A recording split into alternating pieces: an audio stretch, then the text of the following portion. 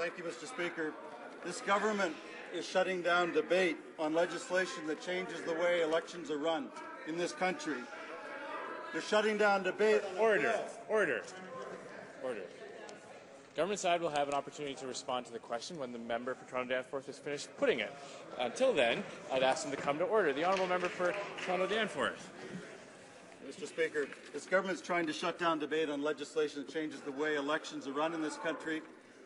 They're shutting down debate on a bill that was supposed to combat electoral fraud, but that instead targets Elections Canada and ordinary Canadian voters. It also gives Conservatives an unfair advantage. Will the government at least allow Canadians to have their say on it? Will they support the NDP's proposal for cross-country hearings on Bill C-23, the Unfair Elections Act?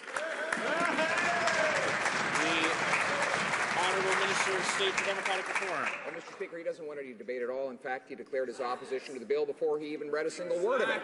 But that being said, all Canadians who will be able to have their voice heard, we encourage them to make submissions to the committee, and the committee can decide which witnesses that it wants to hear from right across the country. I'll be listening to Elections Canada's own report, which said on the issue of vouching, quote, too frequently the errors are so serious that the courts would judge them to be irregularities that violate the legal provisions that establish an elector's entitlement to vote. Mr. Speaker, 25% of cases have irregularities. That's too high. We're going to protect Canadians against fraud. The honourable member for Toronto-Danforth. Monsieur le Président, le gouvernement... Mr. Speaker, the government had promised legislation a year and a half ago, but today they are introducing a bill which is likely unconstitutional and which would prevent tens of thousands of people from voting. Why not hold public hearings in every part of the country to ensure that this bill will not be tailored specifically in the interests of Conservatives, but rather in the interests of Canadians? The Minister.